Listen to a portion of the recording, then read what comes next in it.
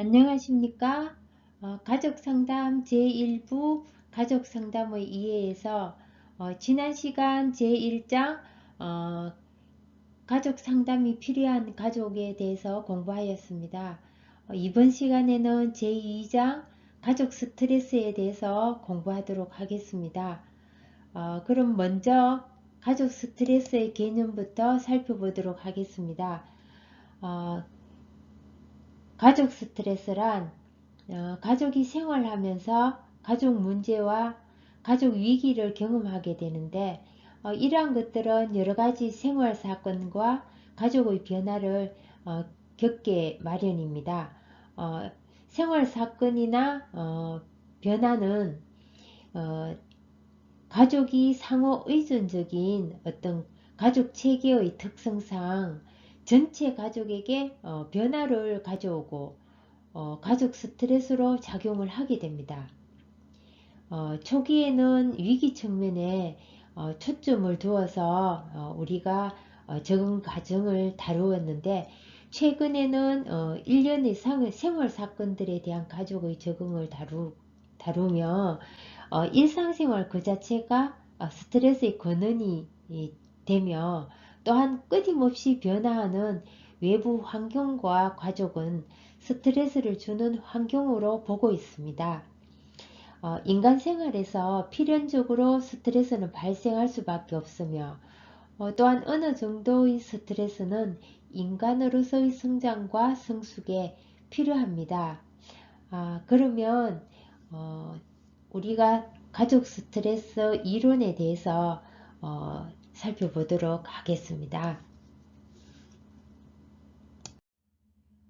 가족 위기 연구는 1950년대부터 시작되긴 하였으나 1949년에 발간된 힐의 스트레스 상황에 있는 가족은 선행 연구를 폭넓게 포함하여 실정적 연구로 잘 알려져 있습니다.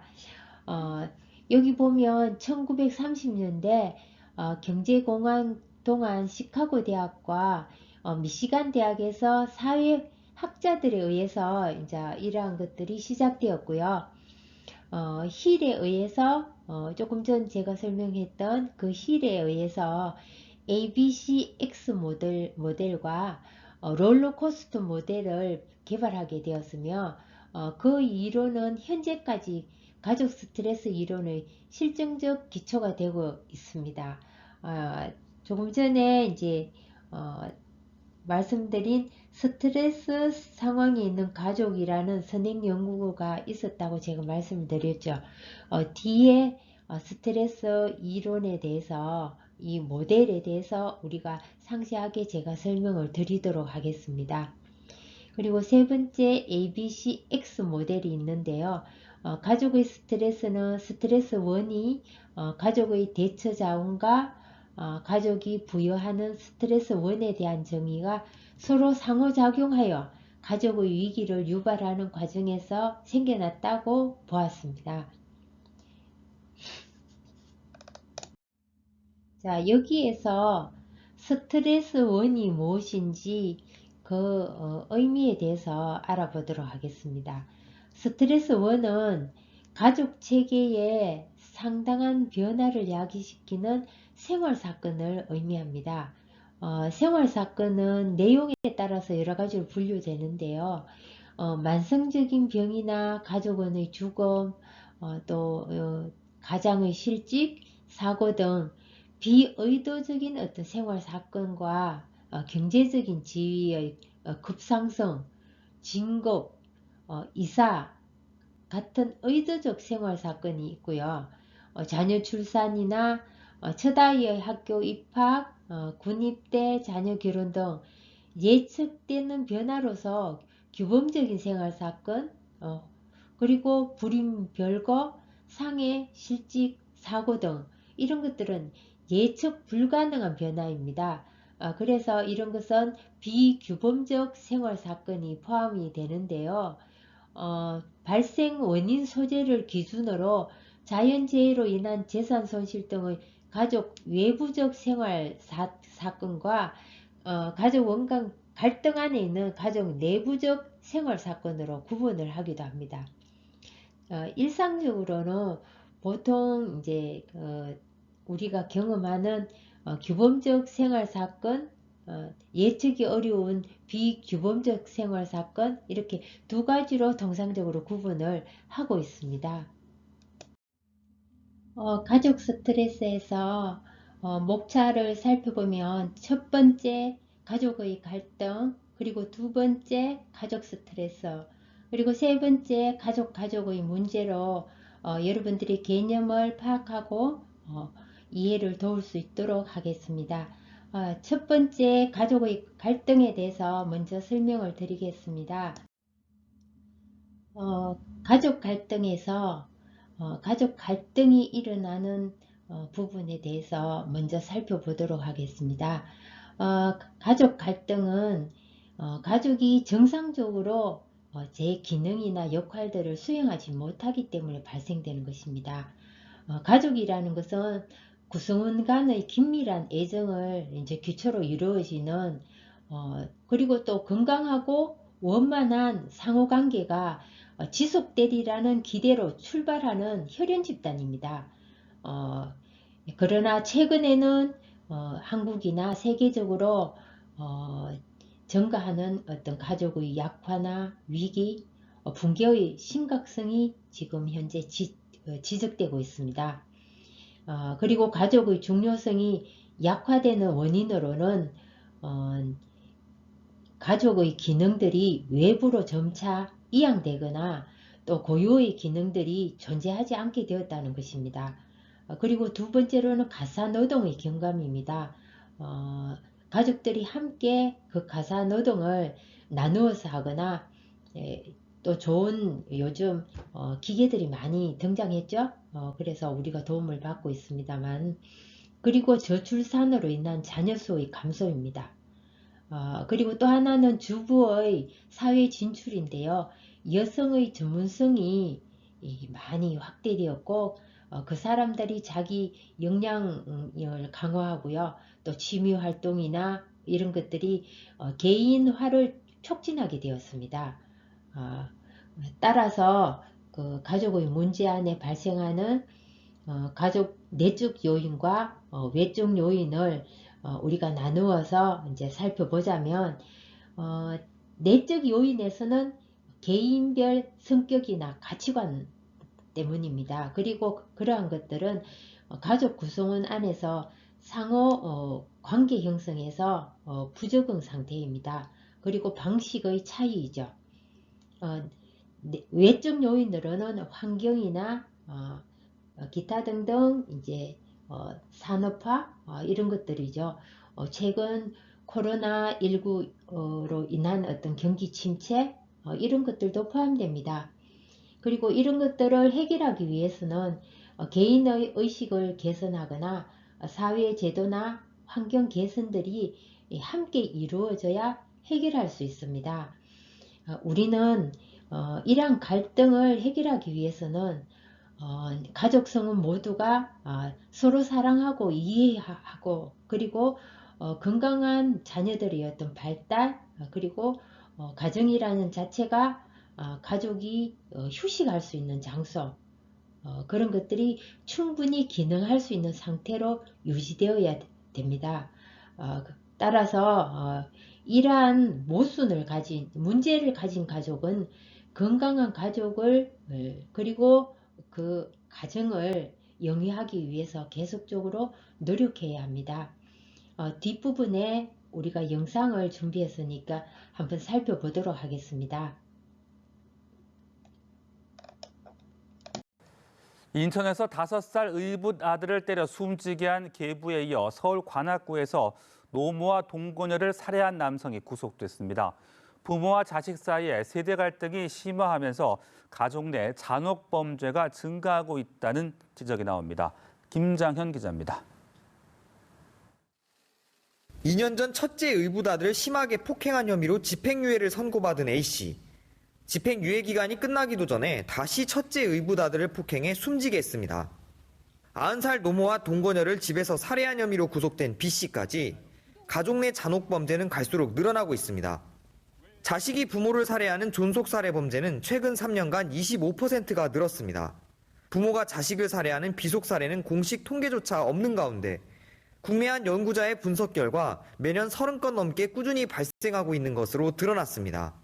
더 큰 문제는 이들 잔혹 범죄가 전체 살인 사건에서 차지하는 비중으로 따지면 다른 국가들과 비교해 높은 수준이라는 겁니다.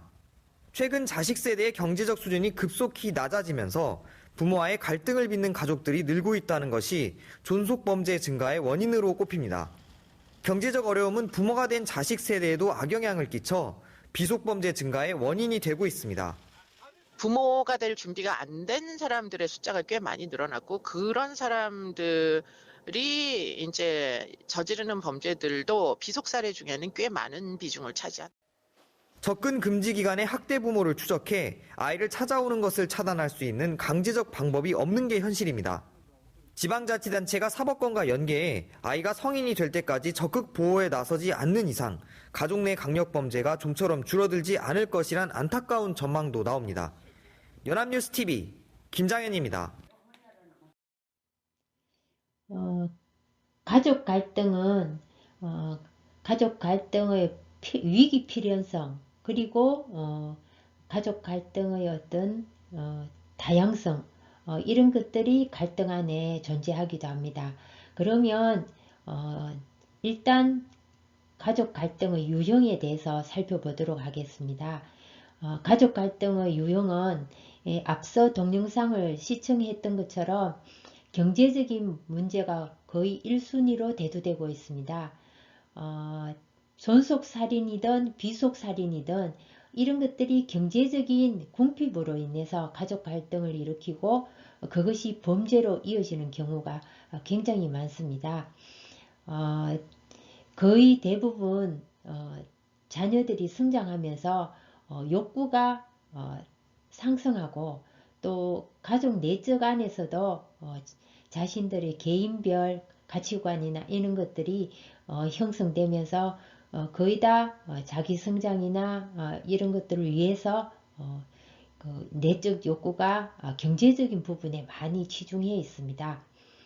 따라서 가장의 실직이나 아니면 또 일을 하다 보니까 가족 안에서 서로 공감을 형성한다든가 정서적인 부분에 있어서 불안정한 경우가 많습니다. 따라서 이혼이나 불화로 인해서 가출, 그리고 비행, 이런 것들이 이어져서 가족 해체로 이어지는 경우가 상당히 많습니다. 두 번째, 이제 자녀 문제가 있는데요. 자녀를 어떻게 키우고 훈육할 것인지, 그리고 또 원만한 가족 관계를 형성하기 위해서는 이 아이들의 성적이나 그리고 또 아니면 진학, 또한 좋은 직장을 구하기 위해서 이제 성인들이 될 경우에 그렇습니다. 직장을 구하지 못하여 어떤 경우에는 상담을 진행하다 보면 히키코모리처럼 은둔형의 자녀들이 발생하는 경우도 굉장히 많습니다.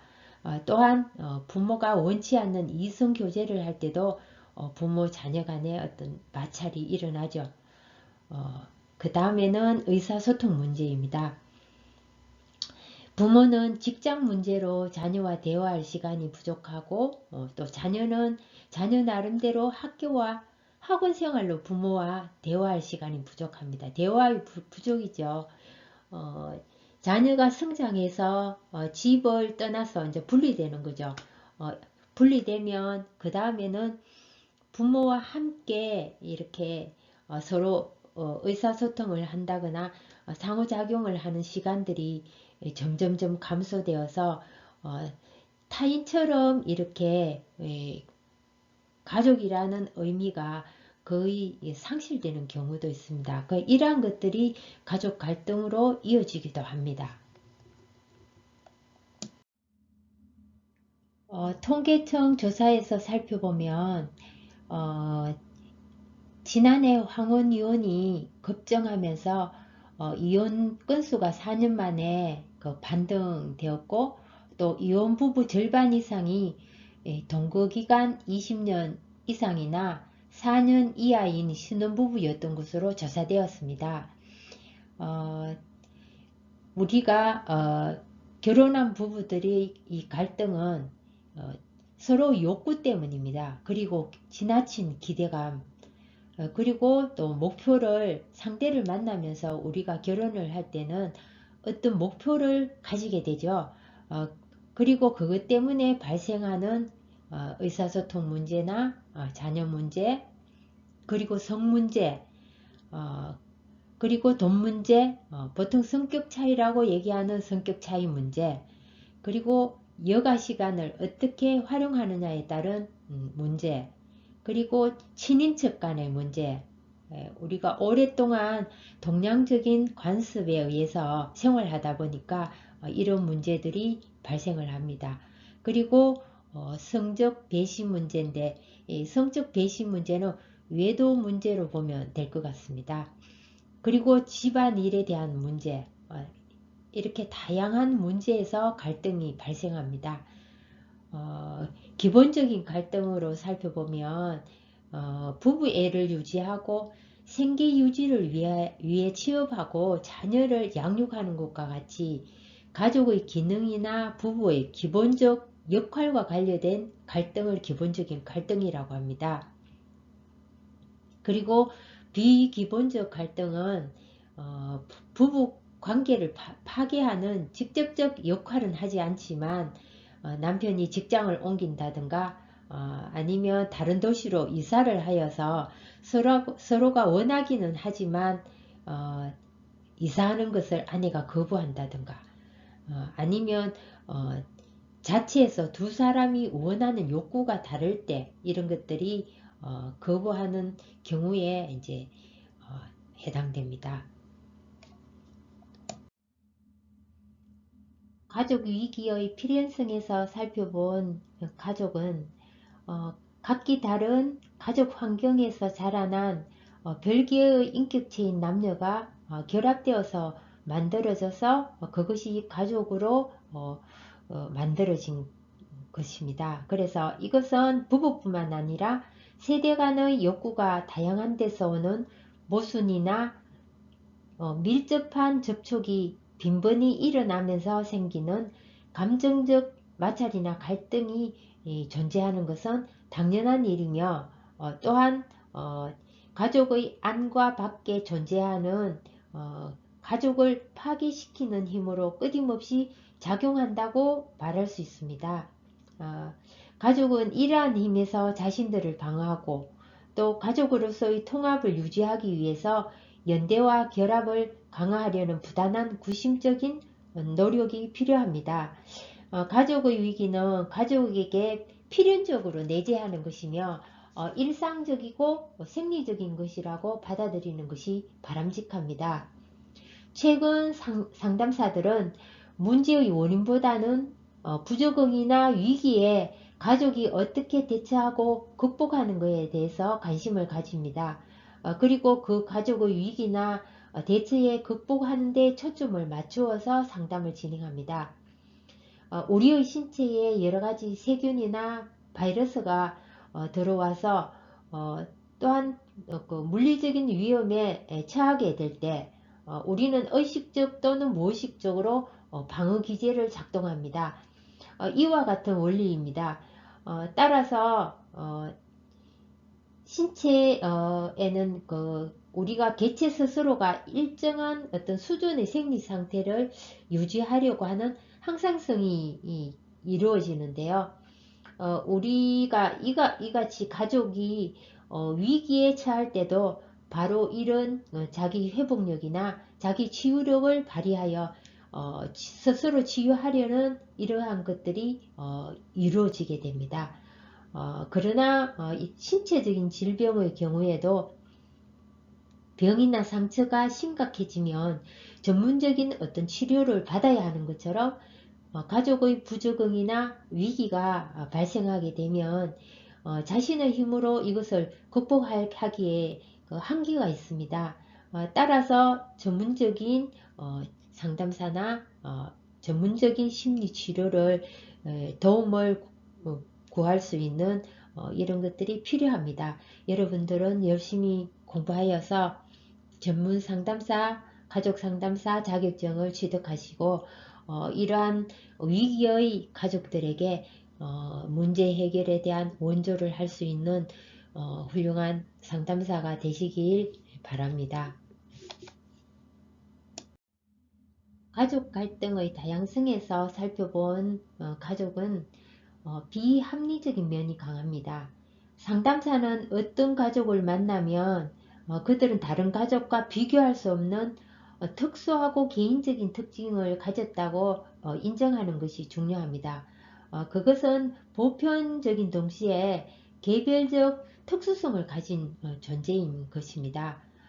따라서 가족 관계의 개인별 역할과 자신들의 원가족, 또 어린 시절 이런 것들을 우리가 잘 살펴서 이 사람들의 생육사나 개인 간 결합을 잘 살펴보아야 합니다. 가족 문제는 표면적으로는 동일한 것처럼 보이지만 본질적으로는 개별적입니다. 그러므로 가족 문제를 정확히 이해하거나 해결을 위한 적절한 원조를 하기 위해서는 문제를 유형화하거나 일반적인 상식만으로 이해해서는 안 됩니다. 보편적인 어떤 가치관 이런 것에서 벗어나서 사례에 대해서 유연하게 접근한 것이 바람직합니다. 그리고 내담자의 관점에서 모든 사실이 그가 주장한 것처럼 보인다는 사실에 염두에 두고 상담을 진행하는 것이 중요합니다. 내담자의 마음이 움직여서 결과적으로는 태도나 행동이 스스로 납득할 수 있는 방향으로 이끌어가는 동안 자신을 있는 그대로 바라볼 수 있는 통찰력도 생길 수 있도록 여러분들은 조력하셔야 합니다. 가족관계는 서로 유기적으로 상호작용하기 때문에 그들의 관계를 일방적으로 우리가 한쪽만으로 편을 든다든가 한쪽만이 원인이나 결과라고 판단하기는 어렵습니다. 그러므로 개인이 가진 어떤 어려움을 단순하게 개인의 문제 행동으로 바라보는 것이 아니라 가족 전체의 문제로 받아들이는 것이 바람직합니다. 상담사는 가족의 문제 행동이나 위기 현상을 개인의 어떤 문제로 한정시켜서 바라보아서는 안 되고 가족 전체로서 이해하고 대처하는 것이 굉장히 중요합니다. 그리고 현실적으로 어떻게 해결하여 가족 공동체의 생활을 유지회복 또는 갈등에서 벗어날 수 있는가라는 물음으로 탄력성을 찾아가는 노력들이 필요합니다. 다시 말해서 가족의 다양성에 대해서 우리가 접근하여 그것을 특수성이나 그 사람의 보편화시켜서 바라본다든가 이런 것들은 하지 않아야 된다는 얘기입니다.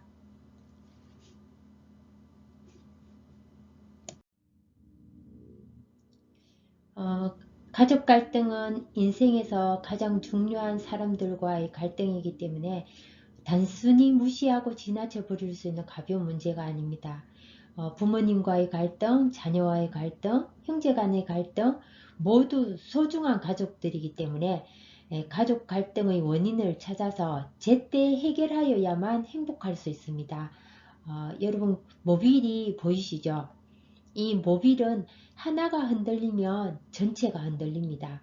그래서 가족이라는 것은 어느 한 가족 구성원 중에서 어느 한 개인이 문제를 가지고 있거나 그것이 발생하게 되면 가족 전체가 흔들리게 되는 것입니다.